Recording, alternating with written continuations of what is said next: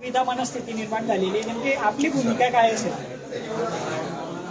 सरदार वल्लभभाई पटेल आणि छत्रपती शिवाजी महाराज यांच्या पुतळ्याच्या अनावरणाचा कार्यक्रम हा 2 दिवसापासून सुरू नाहीये. त्या कार्यक्रमाची तयारी तब्बल 15 ते 20 दिवसापासून सुरू आहे आणि यासाठी महासभेमध्ये प्रथम ठराव होणं आवश्यक होतं. त्या ठरावाला एकमताने सर्वानुमते मान्यता मिळालेली आहे. म्हणजे सर्व नगरसेवकांना सगळ्यांना ज्ञात होतं की काही महिन्यांमध्ये पुतळ्यांचं काम हे पूर्ण होणार आहे. त्या अनुषंगाने लागणाऱ्या सर्व परमिशन्स या सगळ्या आम्ही पूर्णत्वास आणलेल्या आहेत. 4 वर्षापासून जळगाव शहराचे आमदार यांच्या ताब्यामध्ये सरदार वल्लभभाई पटेल यांचा पुतळा होता. 4 वर्षापासून ते परवानगी का आणू शकलेले नाही याच्या प्रश्नाचं उत्तर त्यांनी आधी मला द्यावं. 2018 मध्ये आमच्या सीमाताई ज्या वेळेला महापौर होत्या त्यावेळेला त्या पुतळ्या संदर्भातलं एक ठराव पास झालेला होता. परंतु 1 वर्षामध्ये जर आपण कोणत्याही परमिशन मिळवल्या नाही, घेतल्या नाही, तर आपोआपच तो ठराव रद्द समजला जातो.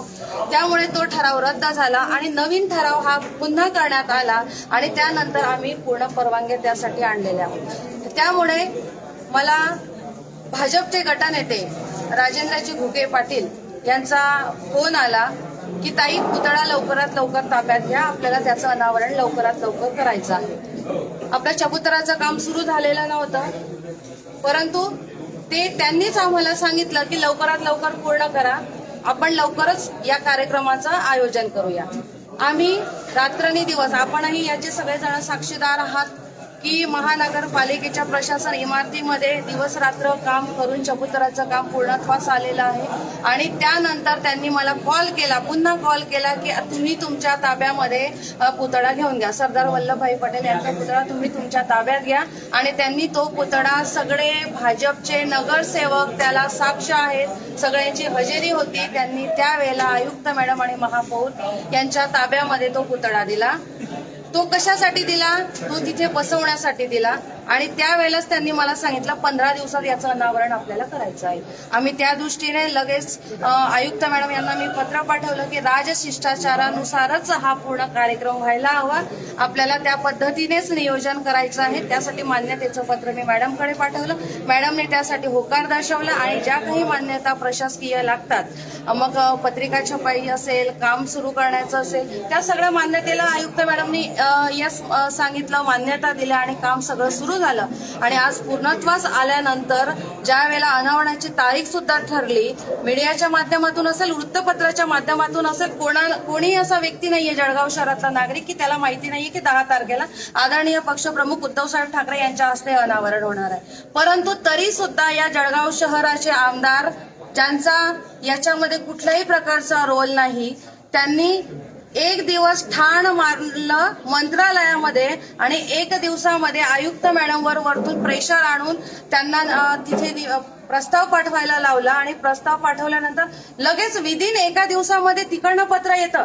मग बाहेर बसलेले जे आमचे ज्येष्ठ आहेत, जे पेन्शन अधिकारी आहेत, जे बसलेले आंदोलनाला पावसामध्ये, ते दिसत नाही. त्यांचं पण 7व्या वेतनाचं पत्र जर याच्या सोबत पाठवलं असतं तर मला वाटतं त्याचं उत्तर पण आलं असतं आणि त्यांना न्याय मिळाला असता इतक्या वर्षापासूनचा. पण इथे विषय पुतळ्याचा आहे. परंतु जरी आम्हाला शासनाचं हे पत्र प्राप्त झालं असलं तरी राजशिष्टाचारानुसारच आम्ही या ठिकाणी आपल्या जिल्ह्याचे जे मंत्री आहेत त्या सगळ्यांना याच्यामध्ये इन्व्हॉल्व केलं आहे. कोनशिलेवर त्यांच्या सगळ्यांचे नावं आहेत, सर्व पक्षीय नगरसेवकांचे नावं सुद्धा घेतलेले आहेत. परंतु असा कुठला GR नाहीये की मुख्यमंत्री आणि उपमुख्यमंत्री यांच्या हस्ते पुतळ्यांचं, सर्व पुतळ्यांचं, मग ते पूर्ण महाराष्ट्रात लागू पाहिजे, अनावरण व्हायला हवं, हे आम्हाला माहिती नव्हतं किंवा नाहीये. आम्ही आमच्या राजशिष्टाचारानुसार जळगाव जिल्ह्याचे 3ही मंत्र्यांची नावं घेतली आहे आणि त्याच्यानुसार कोनशिला तयार केलेली आहे आणि सगळ्यांशी अगोदर बोलणं झालं होतं.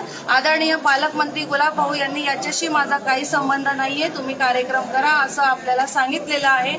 आणि गिरीश भाऊंशी भाजपचे कार्यकर्ते बोलणार होते, नगरसेवक बोलणार होते, पण मला नाही वाटत की ते पण यात खोडा घालतील, कारण विषय महापुरुषांचा आहे. राजकारण आता रंगलेलं आहे. मुदत संपली म्हणून एवढी घाई आहे असं पण एक आरोप. मी तुम्हाला तेच सांगते ना, सरदार वल्लभभाई पटेल प्रशासकीय इमारतीला नामकरण झालं तेव्हापासून त्यांचा पुतळा प्रशासकीय इमारतीत हवा हे सर्व नगरसेवकांची आणि जळगाववासियांची इच्छा होती.